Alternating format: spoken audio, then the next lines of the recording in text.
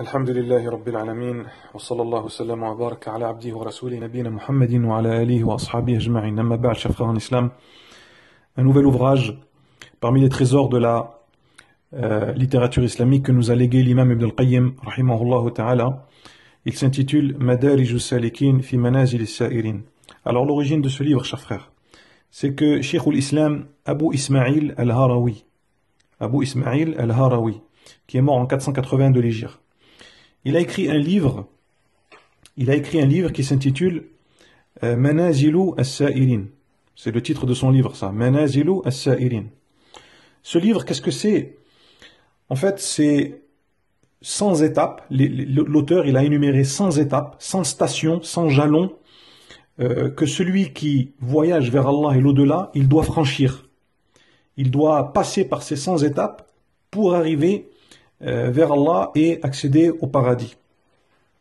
Ces 100 étapes, ce sont essentiellement des actes du cœur, comme l'amour, le repentir, la crainte d'Allah, le fait de placer sa confiance, ainsi de suite. Ce sont en général des actes du cœur. Et l'auteur, pour chacune de ces stations, il les a divisées en 3 parties. Il y a une partie qui est destinée, un niveau, si on peut dire, qui est destiné aux musulmans de la masse, le commun des musulmans. Un second niveau, un second palier qui n'est franchi que par l'élite, et un troisième palier qui est franchi par l'élite des élites. Donc on a 100 stations, 100 niveaux, on a 100 aires de repos, si on peut dire, sur cette longue autoroute, et chacune de ces stations, elle peut être franchie par 3 catégories de personnes. Voilà le livre qu'a écrit Cheikh al-Islam Abu Ismail al-Harawi, qu'il a intitulé Manazil al-Sa'irin. Le souci, c'est que dans son livre, dans le livre d'origine, il y a certaines déviances, il y a quelques erreurs, il y a des exagérations parfois. Pourquoi? Parce que l'auteur, bien que ce soit un savant sunnite et qu'il a défendu la croyance des pieux prédécesseurs, mais il avait un penchant pour le soufisme. Il avait un penchant pour le soufisme et certains de ses propos dans le livre, ils sont sujets à des répliques. D'ailleurs, Ibn al-Qayyim, rahimahullah ta'ala, il disait, Cheikh al-Islam, هذا شيخ الإسلام ليس ابن تيمية شيخ الإسلام الهروي حبيب إلينا ولكن الحق أحب إلينا منه. Ibn al-Qayyim, il disait, on aime Cheikh al-Islam al-Harawi, mais la vérité, on l'aime encore plus que lui. La vérité, on l'aime encore plus que lui. Donc, qu'est-ce qu'il a fait l'imam Ibn al-Qayyim, rahimahullah ta'ala? Eh bien, il a entrepris de commenter ce livre. Il a fait le commentaire du livre. Et il en a profité pour faire quoi? Pour recadrer le tir, pour corriger les éventuelles erreurs qu'il y avait dans le livre d'origine, dans le livre de l'imam al-Harawi, rahimahullah ta'ala. Et donc, voilà cet ouvrage, comment est né cet ouvrage, Madarij al-Salikin fi manazil al-Sa'irin. Avant de rentrer dans le vif du sujet, qu'est-ce qu'il a fait l'imam Ibn al-Qayyim, rahimahullah ta'ala? En introduction, il a parlé du bonheur. Et il a montré que ce bonheur, il ne peut s'obtenir que par la science religieuse, et les actions. Et que l'un des meilleurs moyens d'obtenir la science et de faire des bonnes actions, c'est de méditer le Coran. C'est de s'intéresser au Coran.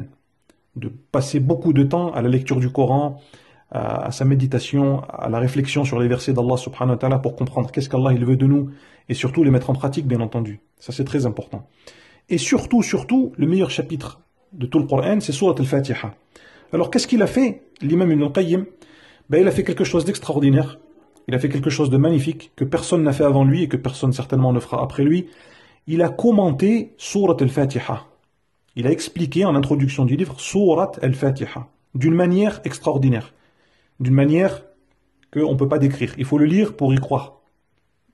Il a expliqué Surat al-Fatiha, mashallah, en détail, verset par verset, mot par mot, lettre par lettre, et ainsi de suite. Et il a montré à travers l'explication de son chapitre, de Surat al-Fatiha, que ce chapitre, il affirme premièrement la prophétie de tous les envoyés. Et c'est une preuve, ce chapitre, il contient une preuve, des preuves, que Allah Azza wa Jalla a bien envoyé des prophètes et des messagers à l'humanité. Ensuite, il a parlé du sirat. Ihdina as-sirat al-mustaqim. C'est quoi ce sirat?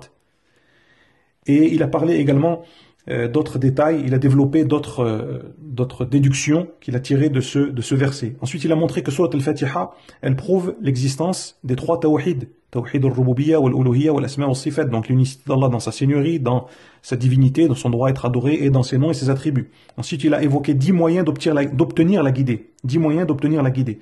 Ensuite, il a montré que la Fatiha, elle guérit les cœurs et le corps. Elle guérit non seulement les cœurs et le corps également. Il a montré que Surat al-Fatiha, elle réplique aux innovateurs. Et il a cité une longue liste d'innovateurs. Al-Rawafid, wal-Jahmiyya, wal-Mu'tazila, wal-Khawarij, et ainsi de suite.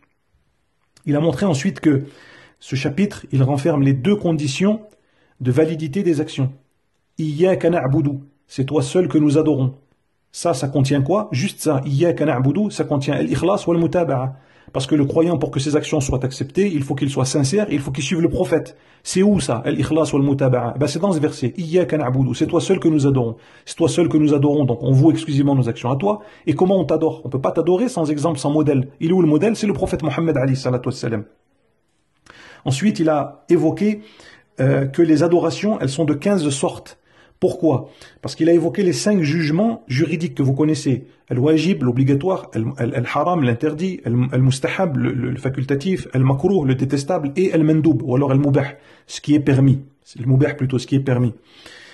Et que ces 5 jugements-là, ils se trouvent on peut les trouver dans le cœur, sur la langue et dans les membres. Donc 3 fois 5, ça fait 15. Et il a développé tout ça, l'imam, de très belle manière.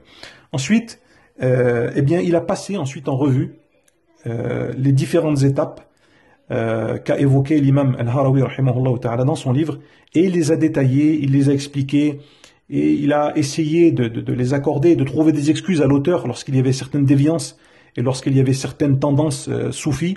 Il a essayé de recadrer le tir rahimahullah ta'ala. Parfois il y est arrivé, parfois il n'y est pas arrivé, parce qu'il y a vraiment des choses qui sont extrêmes, si on peut dire, dans certains passages du livre. Ça n'enlève en aucun cas, ça n'enlève en rien le bénéfice de cet ouvrage, qui est un livre magnifique, c'est un livre spirituel, c'est un livre qui fait revivre le cœur, c'est un livre qui ouvre l'esprit, c'est un livre qui nous montre l'étendue de la connaissance de Cheikh l'imam Ibn al-Qayyim rahimahullah ta'ala. Juste pour vous dire que la première de ces 100 stations, c'est al-yaqada, c'est l'éveil. Le fait que le cœur, il s'éveille et qu'il prenne conscience de son but dans la vie. Et la dernière de ces stations, l'imam, il a clôturé la dernière de ces stations par le tawhid, par l'unicité d'Allah subhanahu wa ta'ala. Et il a parlé dans plus de 250 pages, l'imam Ibn al-Qayyim, du repentir. Là aussi, il a excellé. Quand il a parlé du repentir, il a pris le repentir, il l'a retourné dans tous les sens. Et il l'a vraiment détaillé, machallah, de manière extraordinaire.